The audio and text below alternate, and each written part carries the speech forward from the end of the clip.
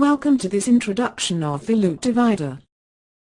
Designed to assist you in your Pathfinder or D&D 3.5 games, the Loot Divider will save you time and effort in splitting the many treasures found during adventuring.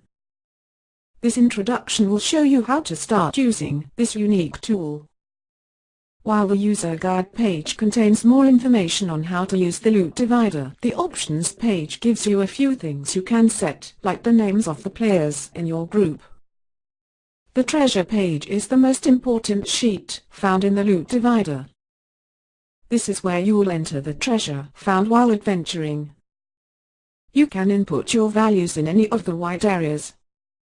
The grey areas are reserved for computations.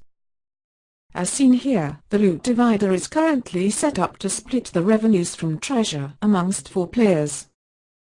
Adjust this value according to the number of players in your group. The selling rate is the percentage at which you can sell your loot as given by your dungeon master. Although this is a general value, you will be able to use different rates for specific items. Let's use a rate of 50%. The first thing you should do is to add a title as a reminder of where you found these items. To add a title, just type it. The Loot Divider will apply format to show the separation.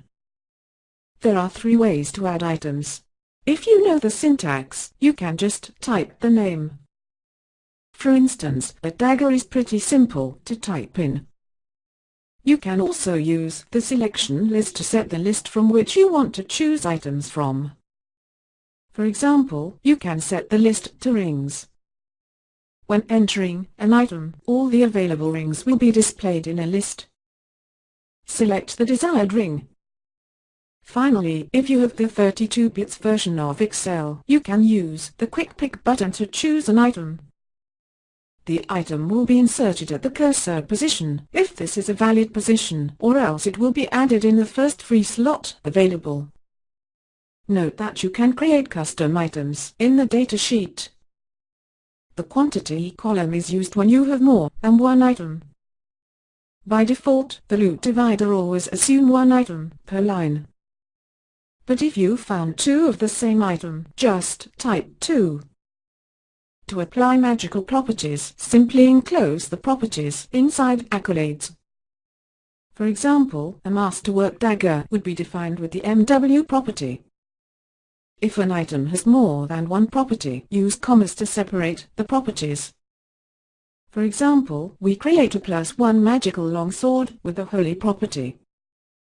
As you can see, the Loot Divider automatically computes the value. The same method can be used for special materials. If this long sword is made of silver, we just add silver inside the property's definition.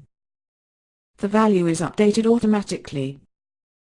The Loot Divider can handle up to 6 properties for a single item. The tables sheet has a list of all the properties defined in the Loot Divider. You can create your own custom properties on that sheet. If you require help to create items with properties and special materials, use the Item Builder sheet. If you find an item of unknown value, append the item name with a question mark. For example, you find a weird onyx ring.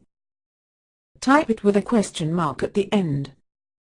The Loot Divider will show it as an unknown valued item and change the color to red. Later, once you know the value of the ring, you can use the $sign to tell the Loot Divider the amount it can be sold for. Instead of the question mark, use the $sign followed by the sell amount in gold pieces. Another good example is jewelry. If you find a chest full of jewels, you can just type the total sell amount as opposed to entering each item one by one. You can also use the $sign to enter amounts of money found. Type gold, the $sign, then the amount found. You can also do the same for platinum, silver, and copper. The Loot Divider will automatically convert the value to gold for any of these currencies as per the standard exchange rates. For example, type platinum followed by the $sign, then 10. As you can see, these 10 platinum pieces are worth 100 gold pieces. Monetary amounts are not subject to the selling rate.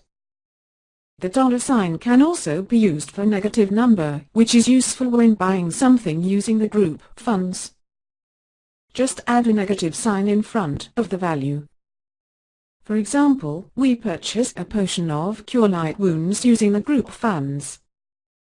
The total amount is reduced accordingly.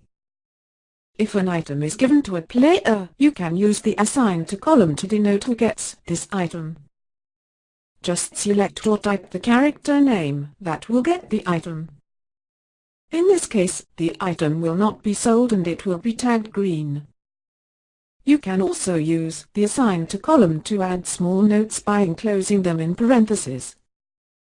This is especially useful to note the remaining charges of items that use charges.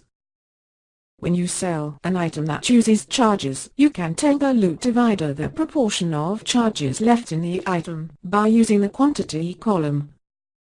For example, to sell a wand of fear that has 22 charges left out of the 50 it started with, use a simple formula to get the remaining value. Since the standard price is for a wand with 50 charges, this allows you to sell used wands.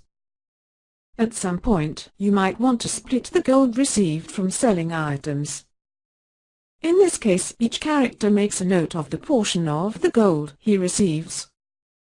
Then you use the $sign to cancel out the total amount with a negative value equal to it.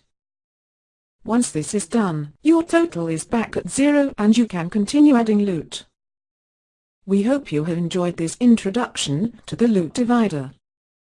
If you have any questions, you are welcome to post them on the community forum. Thank you for watching.